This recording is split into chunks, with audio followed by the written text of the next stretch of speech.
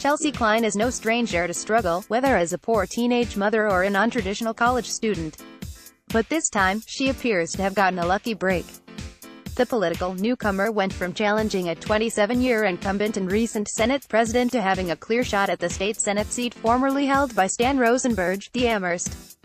But Kline, 40, of Northampton, said she is not counting on gliding into the seat. "I will take nothing for granted," Kline said in an interview Friday.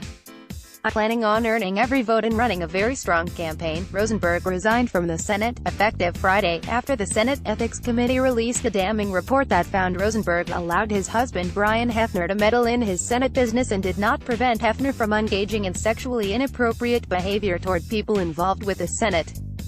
The report was released Wednesday, one day after the deadline for candidates to file signatures with city and town clerks to run for office in 2018.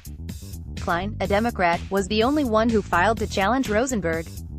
Kline announced her campaign in March, after Rosenberg stepped down from the presidency amid allegations of sexual harassment and assault by Hefner. A criminal case against Hefner is ongoing. Northampton Mayor David Narkovich asked state officials for a 2-week extension to allow additional candidates to file nomination papers. But the signature deadline is written into state law, so it would take special legislation to change it.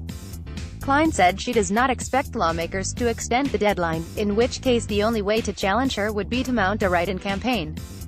But she said, "If anyone is interested in running, jump in, the water is fine. I'll be running a very strong campaign." Kline is a political neophyte, having never held elected office. She is an appointed commissioner on the Hampshire-Franklin Commission on the Status of Women and Girls, which was established about a year ago. In an interview, Kline stressed her background as an activist for social justice and reproductive rights. "I'm someone who's been looking out for marginalized people and vulnerable people for a long time now," Kline said.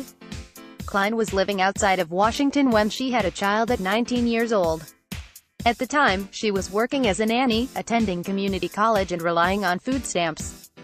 "It was not easy to make a living and put food on the table," she said.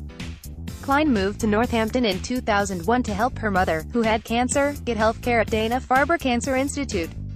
She's accepted into the Ada Comstock Scholars Program at Smith College, which helps women of non-traditional college age complete their bachelor's degree with flexible scheduling, academic advising and other assistance. Kline attended Greenfield Community College, then graduated from Smith College. Kline later got a master's degree from Harvard Divinity School, with a focus on women, religion, gender and sexuality.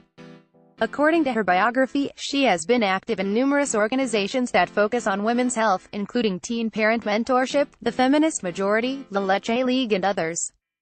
She has worked at Bay Path University since 2012, where she directs multiple programs geared toward helping adult women attend college. "Because I'm somebody who has struggled, I have a lot of compassion for those struggling now," Kline said. Kline said she was inspired to run for office because she wants to rebuild the social safety net and strengthen Western Massachusetts.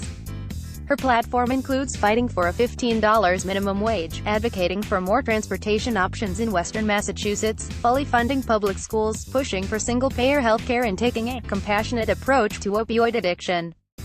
"It's all about strengthening Western Mass and demanding more from Beacon Hill," Kline said. She just organized her campaign committee in March, so she has not yet filed a campaign finance report. The 2018 election comes amid a national culture shift, in which women are becoming increasingly vocal about problems of sexual harassment in the workplace. Kline, who is on the board of directors of the Women's Fund of Western Massachusetts, said she believes it is important for women to take leadership roles.